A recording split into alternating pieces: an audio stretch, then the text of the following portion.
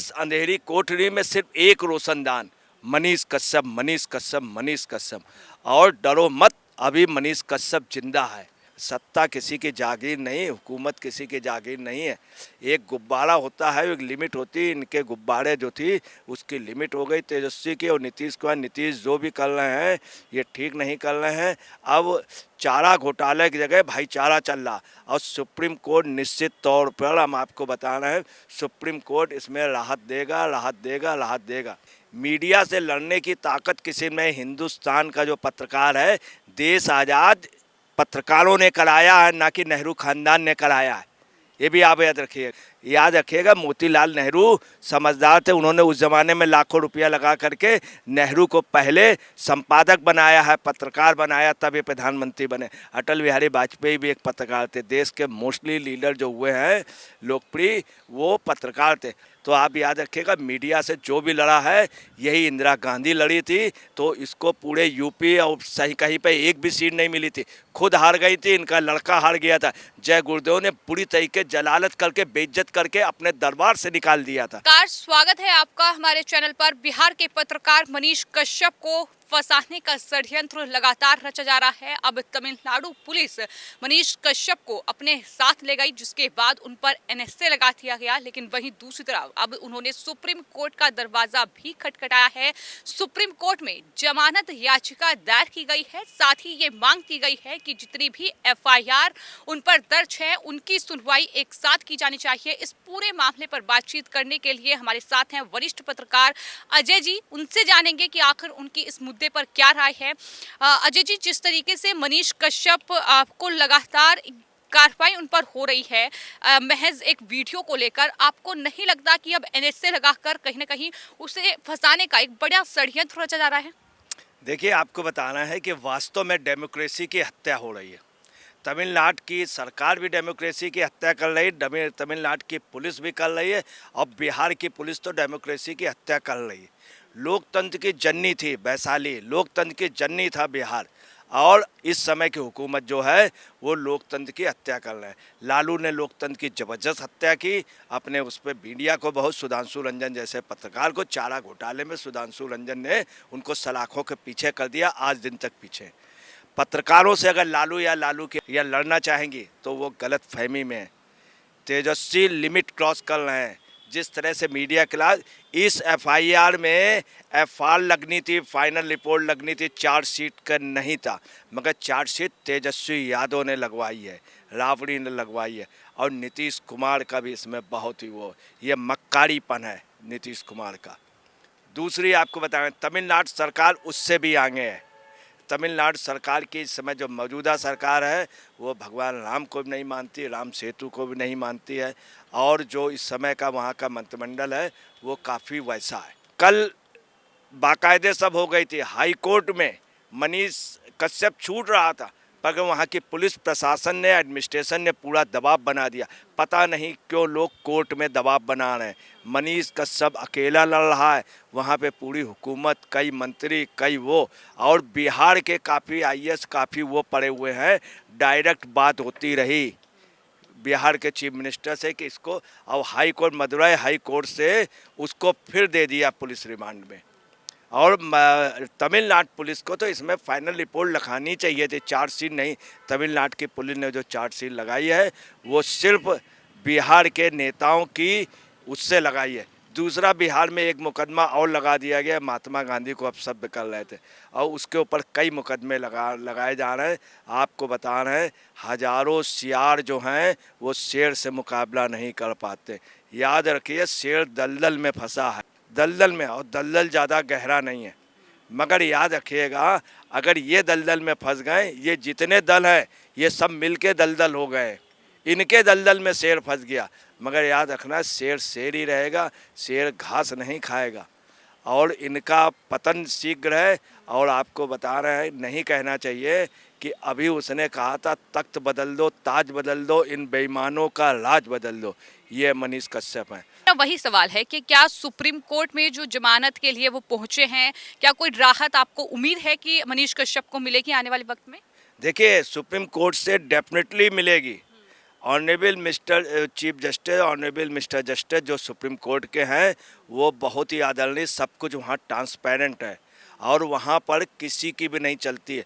हमारे देश का सुप्रीम कोर्ट कभी अफेक्टेड नहीं हुआ। इंदिरा गांधी के खिलाफ हाई कोर्ट के जस्टिस जगमोहन सिन्हा ने वो दिया था, जबकि इंदिरा गांधी ने इतना दबाव बनाया था, इतना दबाव बनाया था कि हमारी जुडिशरी पे पूरा भरोसा है। कॉन्स्टिट्यूशन ऑफ इंडिया के आर्टिकल 91 में है फ्रीडम ऑफ स्पीच, ये फ्रीडम ऑफ स्पीच है और इस पे नहीं ये कर सकते हैं, स्टेट गवर्नमेंट इसमें बैन नहीं लगा सकती।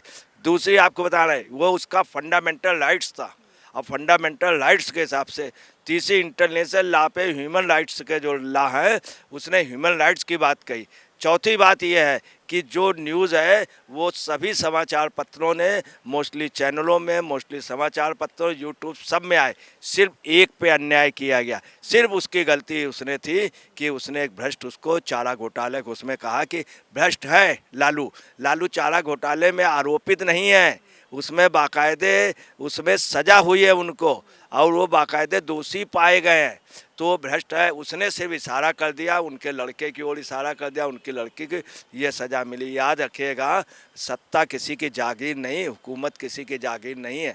एक गुब्बारा होता है, एक लिमिट होती है। इनके गुब्बारे जो थी उसकी लिमिट हो गई तेजस्वी की और नीतीश कुमार। नीतीश जो भी कर रहे हैं ये ठीक नहीं कर रहे हैं। अब चारा घोटाले की जगह भाईचारा चल रहा और सुप्रीम कोर्ट निश्चित तौर पर, हम आपको बता रहे हैं, सुप्रीम कोर्ट इसमें राहत देगा, राहत देगा, राहत देगा। आपको क्या लगता है कि इस वक्त जो विपक्षी पार्टियां हैं, खासतौर पर बिहार की अगर बात की जाए, जो नीतीश और तेजस्वी की जो सरकार है, दरअसल लोकतंत्र का चौथा स्तंभ है पत्रकारिता, लेकिन उसे दबाने की लगातार कोशिश की जा रही है। तो क्या पत्रकारिता को दबाकर या पत्रकारों को इस तरीके से डरा धमकाकर जो उनकी सच्चाई है ये चाहते हैं कि वो सामने ना आ पाए, लेकिन क्या ऐसा मुमकिन हो पाएगा? आपको लगता है कि मनीष कश्यप की गिरफ्तारी के बाद पत्रकार डर जाएंगे? देखिए, हम आपको बता रहे हैं कि लालू वगैरह ये सब एक बहुत छोटे से भुनगे रहे। मीडिया से लड़ने की ताकत किसी में, हिंदुस्तान का जो पत्रकार है, देश आज़ाद पत्रकारों ने कराया है, ना कि नेहरू खानदान ने कराया है। ये भी आप याद रखिएगा। ये सावरकर की बात करते हैं, सावरकर को डबल पानी हुआ था, है, नेहरू जी को नहीं हुआ था। नेहरू जी एक क्लास के इनके कपड़े वहाँ धुलने जाते थे। याद रखिएगा, मोतीलाल नेहरू समझदार थे, उन्होंने उस ज़माने में लाखों रुपया लगा करके नेहरू को पहले संपादक बनाया है, पत्रकार बनाया, तब ये प्रधानमंत्री बने। अटल बिहारी वाजपेयी भी एक पत्रकार थे। देश के मोस्टली लीडर जो हुए हैं लोकप्रिय, वो पत्रकार थे और पत्रकारों ने देश आज़ाद कराया। पत्रकारों के ऊपर हमेशा इन लोगों को, हर गवर्नमेंट ने किया पत्रकारों को दबाने, मगर पत्रकार को कभी नहीं दबा पाए।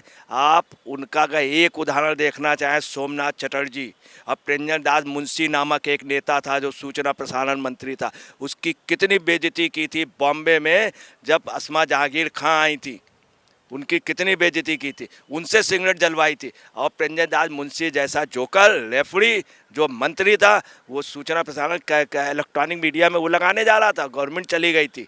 तो आप याद रखिएगा, मीडिया से जो भी लड़ा है, यही इंदिरा गांधी लड़ी थी, तो इसको पूरे यूपी और सही कहीं पे एक भी सीट नहीं मिली थी। खुद हार गई थी, इनका लड़का हार गया था। जय गुरुदेव ने पूरी तरीके जलालत करके, बेइज्जत करके अपने दरबार से निकाल दिया था इंदिरा गांधी। तो ये तो भुनगे हैं, नीतीश कुमार जैसे भुनगे हैं, तेजस्वी जैसे भुनगे हैं। याद रखिएगा, मीडिया हमेशा जीता। दूसरे में आपको सुप्रीम कोर्ट की बात बता रहे हैं, अभी कोर्टों ने डिसीजन नहीं दिया है, ना बिहार के उन्होंने, और आपको बता रहे हैं उनका डिसीजन भी सुप्रीम कोर्ट जो होता है, अगर मान लीजिए डिसीजन वैसा हुआ तो सुप्रीम कोर्ट पलट देता है।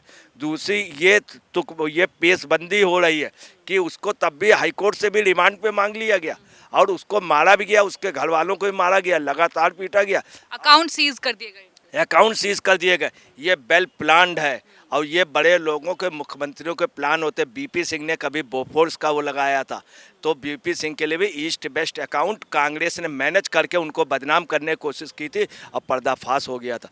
याद रखिएगा, इस अंधेरी कोठरी में, इस अंधेरी कोठरी में सिर्फ एक रोशनदान, मनीष कश्यप, मनीष कश्यप, मनीष कश्यप। और डरो मत, अभी मनीष कश्यप जिंदा है, डरो मत, अभी मनीष कश्यप जिंदा है। मनीष कश्यप सिर्फ वैशाली या पलामू या वहाँ बिहार का ही नहीं है, पूरे हिंदुस्तान की एक आवाज़ है, मीडिया की आवाज़। ये सच है कि बिहार के लोगों के साथ पूरे दुनिया में, पूरे हिंदुस्तान में गलत बर्ताव होता है। राजेंद्र प्रसाद जी का सामान बाहर रखवा दिया गया था जब राष्ट्रपति ये नेहरू जी ने रखा, मगर नेहरू जी की वो इज्जत नहीं है जो राजेंद्र प्रसाद जी की इज्जत है, और वो राहुल गांधी की वो इज्जत नहीं जो राजेंद्र प्रसाद का एक सम्मान से नाम दे। कभी भी उनका बोफोर्स घोटाले में किसी घोटाले में नाम नहीं आया। ये थे राजेंद्र प्रसाद, ये थे जयप्रकाश नारायण। जयप्रकाश नारायण को भी आवाज़ रोकने की कोशिश की थी, क्या हुआ था याद रखिएगा। फिर ये वही पोजीशन कर रहे हैं जो इमरजेंसी में जिस तरह मीडिया पे बैन लगाया था, सेंसरशिप लगाई थी, उससे ज़्यादा बुरी हैसियत बिहार में कर दी गई है। और तमिलनाडु में तो मीडिया के खिलाफत बहुत ज़्यादा है, सरकार मीडिया के खिलाफ रहती है।